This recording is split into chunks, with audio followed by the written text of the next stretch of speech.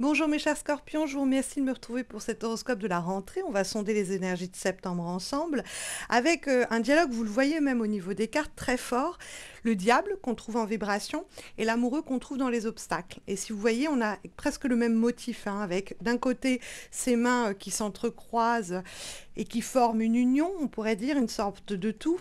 Et puis ici, ces deux mains qui sont soudées les unes aux autres, enfin l'une à l'autre, et on a ce côté presque collant, gluant, comme si on était menotté. Donc il y a visiblement une association qui pose problème. C'est-à-dire que votre collaboration avec quelqu'un, votre relation aussi avec quelqu'un, ça peut être sur le plan professionnel, ça peut être sur le plan personnel, ça peut être évidemment sur le plan amoureux, pose question.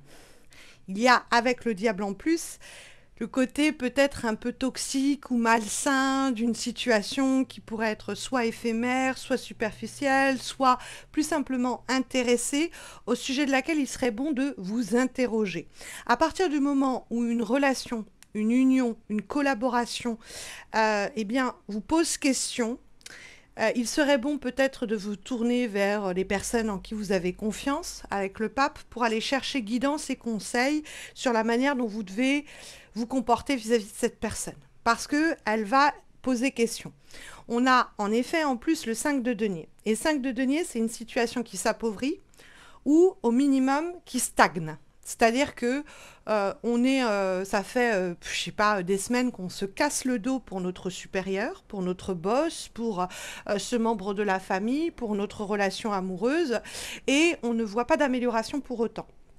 Donc on a l'impression peut-être que l'autre se sert de nous ou que, en tout cas, cette situation pose question sur est-ce que j'ai fait le bon choix de miser sur cette affaire-là, de miser sur cette relation-là.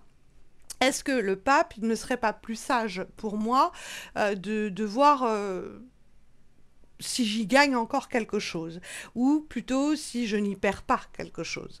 Parce que soit on a l'impression d'être un peu utilisé, manipulé, abusé, hein, il y a un comportement qui peut être abusif, et il faut vraiment essayer de le repérer avec la carte du pape. Vous pourriez effectivement eh bien, montrer du doigt les agissements que vous considérez être fautifs ou coupables d'une toxicité au sein d'une situation professionnelle, etc. Et trouver de l'aide, du conseil, de la guidance, de l'accompagnement pour ce faire.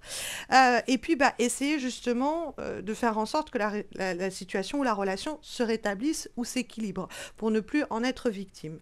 Parce que vous pourriez être avec l'amoureux en train, dans les obstacles, de vous poser beaucoup de questions et de vous dire, est-ce que c'est normal d'être traité comme ça? Ou est-ce que c'est normal que je subisse cela? Est-ce que c'est normal que cette personne ait cette influence-là? Est-ce que c'est normal que cette situation, je sois en train de la porter toute seule à bout de bras ou tout seul à bout de bras? Et toutes ces questions-là, elles méritent qu'on essaye d'y répondre et de façon la plus sage possible. Parce qu'on a le pape. Alors c'est vrai que le pape, dans les éléments qui sont positifs, c'est une carte où on vous doit du respect, on vous doit une officialisation de la situation, c'est-à-dire que, par exemple, vous portez tout le travail dans une situation donnée, mais on ne le reconnaît pas publiquement. C'est-à-dire que on vous laisse dans l'ombre. Et ça, ce n'est plus tolérable, hein. On doit vous récompenser, vous rémunérer, ou en tout cas reconnaître vos efforts de façon publique et officielle. Hein, ce premier truc. Parce que la carte du pape, on officialise. Après, la carte du pape, ça peut être aussi un contrat qu'on signe, une régularisation d'une relation. On n'est plus en train de subir les choses, on a un papier, on a une certification presque, sinon, de la situation en question, et donc on est certifié, habilité, etc. On n'est plus dans l'ombre non plus. On n'est plus soumis, soumise, assujetti à quelqu'un de tout puissant qui décide de comment ça se passe. Parce qu'il y a aussi un bras de fer avec la carte du diable, où on est en train un peu de nous menotter ou de nous asservir à une situation donnée, à une relation, c'est comme ça, puis c'est pas autrement. Et 5 de denier, ça appauvrit votre quotidien, personnellement, humainement, au niveau du respect de soi-même, au niveau même économique.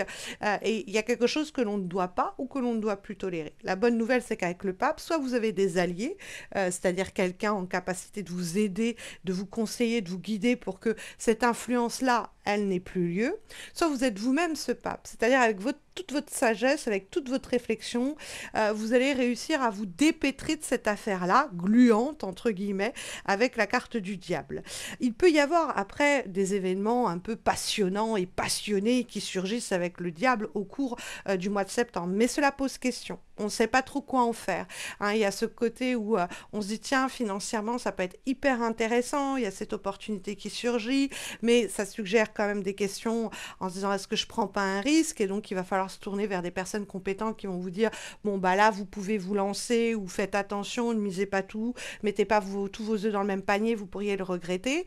Donc, il y a des personnes en capacité de vous guider à ce niveau-là, où il faut prendre ce temps de prudence, de précaution et de raisonnement, mais ça peut être aussi quelque chose de l'ordre un peu d'un tsunami émotionnel, quelque chose qui vous traverse, vous avez envie de faire ça, vous avez ce désir-là, ça prend un peu beaucoup de place et du coup, ça vous laisse un peu, comment dire, hébété sur le côté, est-ce que je peux faire confiance, est-ce que je peux me faire confiance, parce que la carte de l'amoureux, on pourrait se dire, oui, c'est le domaine amoureux qui va pas bien, parce que la carte est dans les obstacles, mais en fait, l'amoureux, c'est la question du choix en général, le choix qui doit être fait avec le cœur. Sauf que là, la carte est dans les obstacles, donc on peut vous dire, ne vous laissez pas attendrir par une situation, ne laissez pas votre cœur uniquement parler, faites preuve plutôt de prudence et de raison avec le pape, essayez de jauger et de juger la situation avec la distance essentielle, comme si, au fond, cela ne vous concernait pas, laissez vos sentiments de côté et soyez peut-être un peu vorace avec la carte du diable, où le diable est stratégique, il essaye de voir d'abord et avant tout ses intérêts, il utilise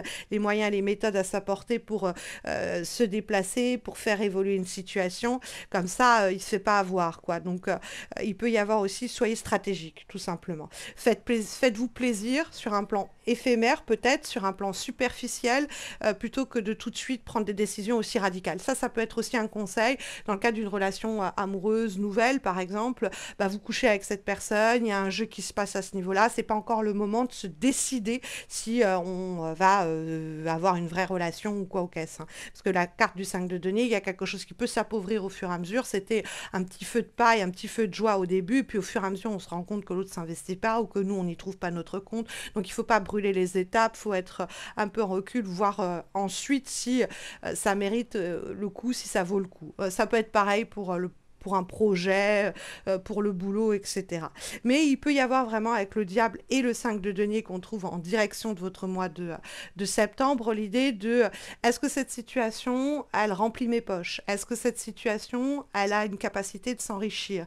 Est-ce que au contraire, je vois au fur et à mesure des semaines que ce qui était très enthousiasmant ou très enrichissant ou très passionné, très enflammé, ben, ça ne tient pas la route. Et dans ce cas-là, 5 de denier, je ne subis pas, je ne suis pas là en train de faire l'aumône, je suis pas là en train de demander s'il vous plaît, il faut qu'on me donne ce dont j'ai besoin, il faut qu'on me donne ce dont j'ai envie et je vais pas concéder à moins. Hein, donc il faut s'affirmer à ce niveau-là.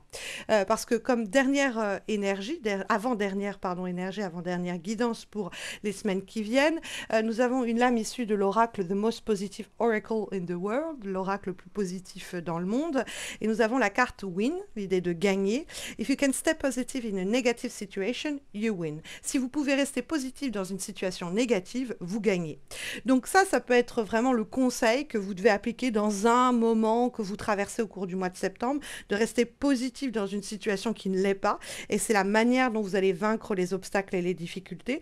Mais ça peut être un leitmotiv pour tout le mois, d'appliquer que dans une situation qui est négative, si vous essayez d'en tirer le meilleur bénéfice, vous arrivez à en gagner, à en extraire quelque chose de bénéfique pour vous. Hein. Donc ça, c'est l'avant-dernière recommandation.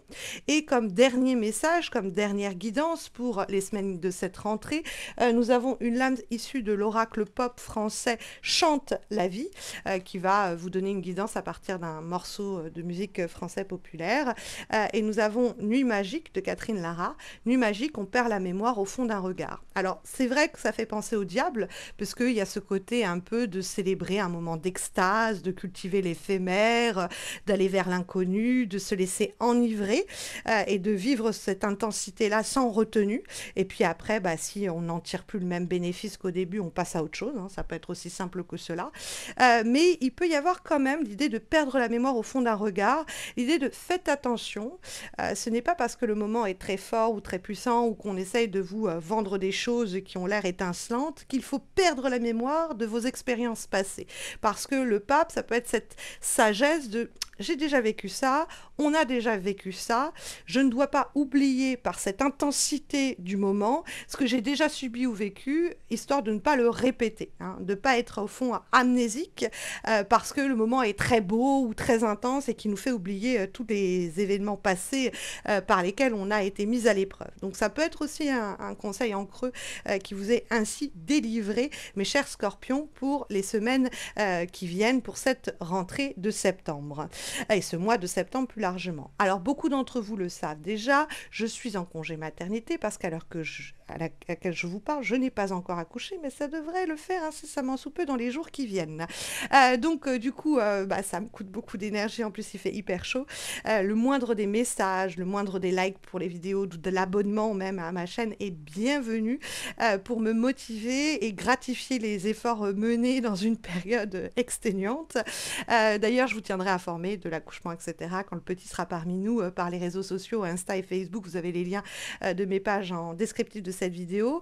Vous aurez les horoscopes d'octobre en temps et en heure fin septembre. Vous n'y verrez que du feu, il n'y aura pas de changement. Et puis, en tant que tarologue, mon activité des tirages personnalisés, bah, ça reviendra tout simplement début octobre, à temps partiel, et puis à temps complet début novembre. Voilà, bah, je vous souhaite à tous et à toutes, mes chers scorpions, une très belle rentrée. Prenez bien soin de vous, et puis bah, à très bientôt, en tout cas je l'espère.